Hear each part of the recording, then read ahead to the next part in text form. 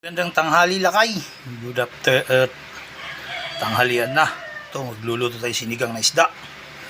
Lagyan natin ng kamatis, sibuyas, sili, luya. Yan.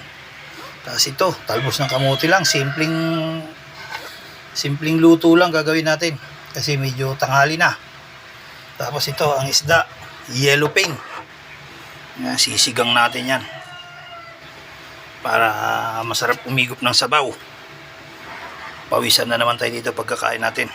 O yan, lakay. Nakahanda na mga Ricardo.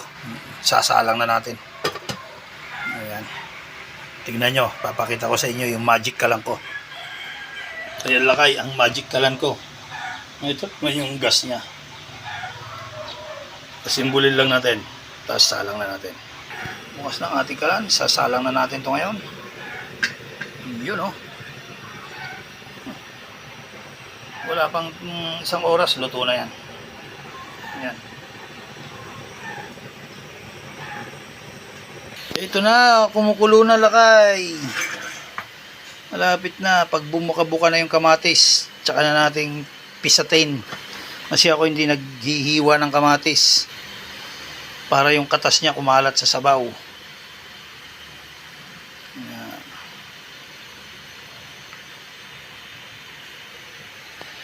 Hinaan muna natin yung apoy.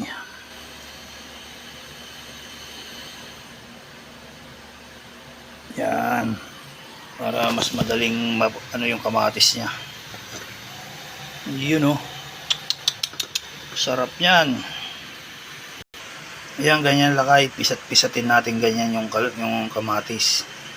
Kasi mas lumalabas yung katas niya kaysa yung hiwa-hiwain mo.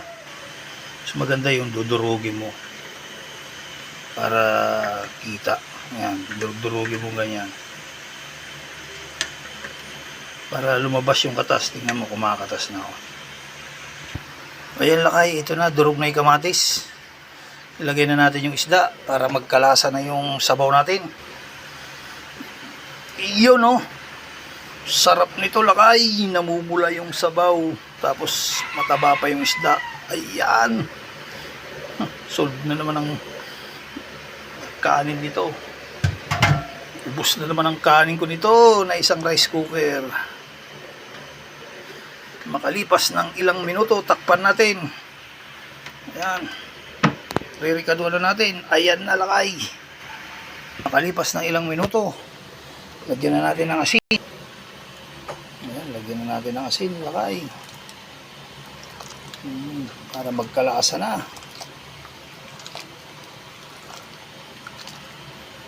Tapos makalipas ng ilang minuto ulit, baka naman magic.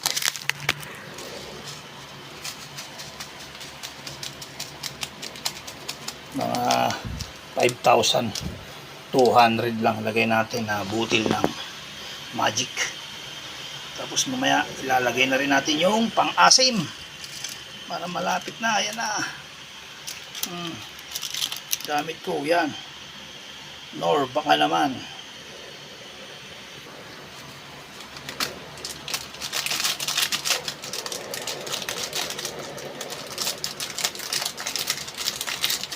Wala na yatang laman. Ayan, lakay, dagdagan natin kasi sarap. Grabe, sabaw pa lang, ulam na. Yung kamatis at saka yung pang-asim na nilagay natin. Tikman natin.